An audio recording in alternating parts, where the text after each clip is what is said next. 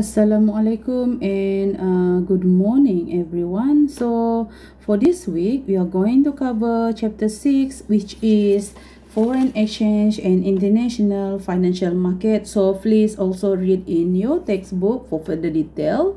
Alright, so why we need this foreign exchange market?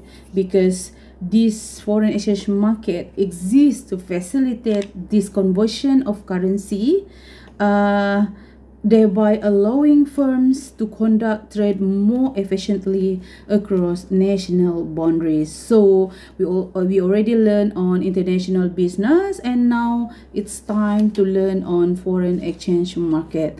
All right, so what is the component in foreign exchange market? We have the main players, which is exporters, importers, tourists, investors, immigrants, and we have commercial banks, brokers, and bank central. So we know that a foreign exchange market, also known as FX or the forex or the currency market, when the currency is lower than if our currency, let's say in Malaysia, is quite low compared to USD right now, we have lower purchasing power, but other countries such as US, they can buy more product from us. So this is how we interpret the foreign exchange market. So this is the objective in this chapter. So you have to know how to determine and how demand and supply determine the price of foreign exchange. Of course, this is economy theory. The price determined by the supply and demand. So to discuss the role of international banks in the foreign exchange market, and third, to assess the different ways firms can use the spot and forward markets to settle international transactions. So you have to bear in mind. And the fourth is summarize the role of arbitrage in the foreign exchange market, and the last one is to discuss the important aspect of the international capital market. So please guys, after this end of these chapters, you should ask yourself whether you understand or not of the objective in this chapter. So what is foreign exchange? Foreign exchange is the commodity that consists of the currency and issued by country other than ounce, 1 ounce. Right, so how to determine how demand and supply determine the price of the exchange rate. So for example, this is yen. Demand for Japanese yen is derived from the foreigners' demand for Japanese products. So this is what we call is the curve is derived demand curve. You already took economic subject, so this is the concept is similar. If if the price is lower, then there will be more demand on Japanese products. Right, so this is supply curve. This is derived from Japanese demand for foreign products. Right, so the higher the value, the higher the price of the yen, the more the supply of the yen in the market. So this is the economic equilibrium from the derived demand curve just now. So the equilibrium is how they determine the exchange of the currency exchange rate. All right, so how do we quote the currency, the foreign exchange rate? We have two. One is direct quote or direct exchange rate, and the other one is indirect exchange rate. Actually, this one is similar, just that the concept. How do we quote your money? You actually can direct quote. For example, the US doing business with Malaysia, we can direct quote our RM in compare to USD. For example, ringgit Malaysia, 1 MYR ringgit Malaysia equal to 0.24 USD. Whilst if we indirect quote, we will say that 1 USD equal to ringgit Malaysia 4.81, for example. So it's actually, this is timbal balik, yeah. It's the matter of how are you going to quote your exchange rate to your business partners. So exchange rates is always changing. It's not fixed, it's always changing every second, yeah. So we can refer online actually for the exchange rate. It's always change. So the structure of the foreign exchange market, we have buyers and seller of currency issued by the world's countries. So we have buyer, we have seller. So the largest center of foreign exchange trade, of course, is London, almost 50%, which is 43%, followed by New York and Tokyo. All right, so the next one is the currency involved, yeah. Of course, in the Bretton Woods system, remember the previous chapter, okay, many countries establish their own currency based on the USD. That's why USD is highly transaction, okay. 89%, followed by euro. Okay, this is in 2000s. Because this textbook in 2010, so this is maybe in 2007. Okay, so the role of banks, what is the role of banks in this sense, yeah, in this foreign exchange? Okay, they buy or sell major traded currency, and they also act as in market, wholesale market, and retail market. All right, so what is the largest? So this is the day of foreign exchange trading. Every day they always change. All right, so we also have, here is the commercial customer, which is the customer of the bank. Okay, so the commercial customer engaged in a foreign exchange transaction is part of their normal commercial activities. They are also a trader. Okay, they are exporting, importing goods and services, and paying for receiving dividend and interest from foreign sources, and purchasing or selling foreign assets and investments. So this is the major, actually major player, yeah, in the bank foreign exchange.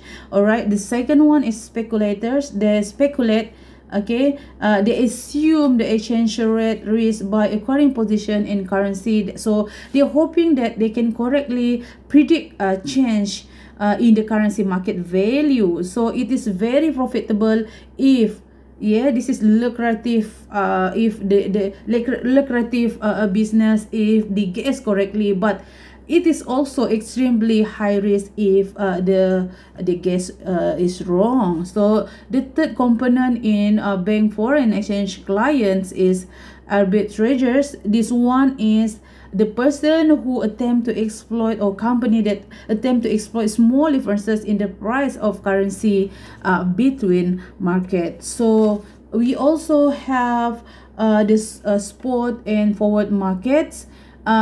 Spot markets mean the foreign exchange transaction that are consummated immediately, we buy and sell. And forward market, foreign exchange transaction that are to occur sometime in the future. All right, so mechanism for future foreign exchange, the mechanism that we use is the currency. All right, mechanism for future foreign exchange, we have currency future, we have currency options. Under currency option, we have call option and put options.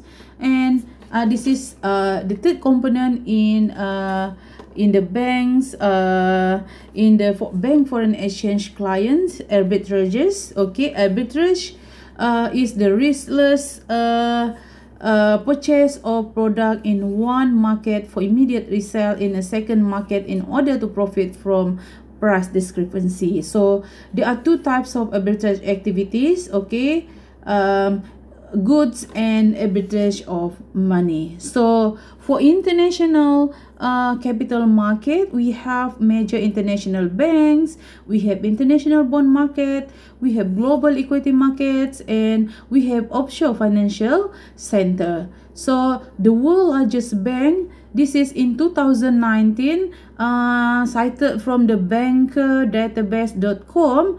Of course, the top four is from the China. They have, of course, the high worth net for the banks, and number 5 JP Morgan Chase, number 5, 6, and 7, and 8 from 4 of them from US, followed by UK, and the number 10 is from Japan. All right, so this is establishment of overseas banking operations. We always see that there is a subsidiary of the banks, meaning to say the subsidiaries bank means they incorporated separately from the parents, okay, and if they are not separated from the parents, it is called branch bank. So subsidiary banks may use other names, okay, but for branch name they use the similar names. And affiliated banks, they are joint venture of with the foreign banks, okay. So we move on to the next subtopic, which is the euro currency market. This is originated in the early 1950s. All right, so originally this is called euro dollar market, but the euro currency market originally actually when the communist controlled government of Central Europe and Eastern Europe needed dollar to finance the international trade, but feared that US government would confiscate or block the holding of dollar in US. So this is bank for political reasons. All right, so the communist government solved this problem by using European banks that were willing to maintain dollar accounts for them. So this is euro dollar, okay, deposited in European bank account, okay. We have quoted on basis of LIBOR. So LIBOR is London Interbank Offer Rates, the interest rate that London banks charge each other for short-term euro currency loans. Alright, so the international bond markets, we have major source of debt financing for world's government, international organization, larger firms, and there are two types of bond. We have foreign bonds and euro bonds. So for foreign bonds, they are issued by a resident of a country A but sold to residents of country B, meaning to say residents of country A, the bond issued by country A but sold to residents of country B and denominated in the currency of country B. Alright, for example, the Nestle Corporation, okay, this is Swiss resident. A Swiss resident might issue a foreign bond denominated in yen and sold primarily to residents of Japan. So euro bonds is a bond issue in the currency of country A but to sold residents of other countries. For example, American Airlines could borrow 500 million to finance new aircraft purchased by selling euro bonds denominated in dollars to residents of Denmark and Germany. So the euro and the US dollar are dominant currency in the international bond market. So this is the international bond issues in 2007 by currency in billions of US dollar. We have of course the highest is slightly higher, okay, US dollar, okay, and euro, okay. All right, so and the rest pounds, we have yen and other currencies.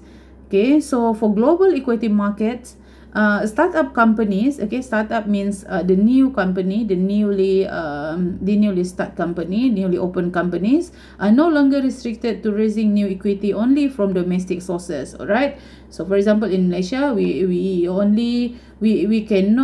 not only dependent on the Malaysian equity.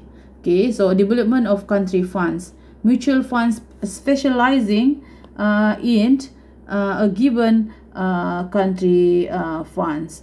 Alright, so a country fund is mutual fund that specialize in investing in a given country. Alright, so for example, okay, just now, okay, the British Airways is listed on both the London Stock Exchange and the New York Stock Exchange. So this is enabling both European and American investor to purchase its share.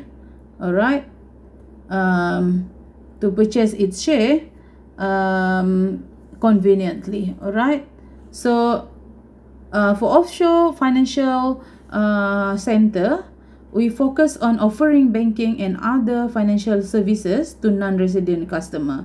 Okay, offshore, offshore financial center.